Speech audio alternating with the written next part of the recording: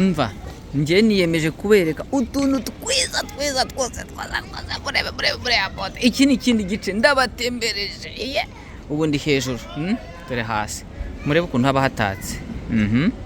Ubu se hari uko ntagize ukuntu haba hatatse murebe irebere ubundi ahantu niba utahagera uhagera ajya kugezaho amakuru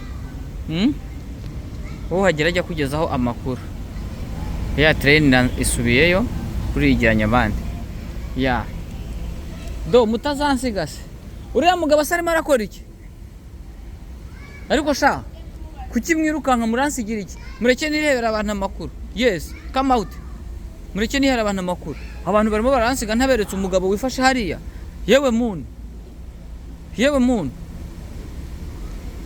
nabonaga umugabo nkagira ngo njyewe nkibaza impamvu naho ni umugabo utavuga. Ubu se murabona umuntu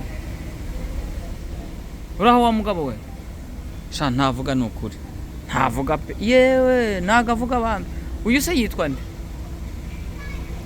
Ndaza gushaka menye yanze kumvugisha pe.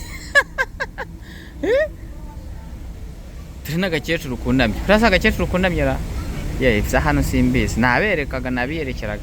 Airport Doha.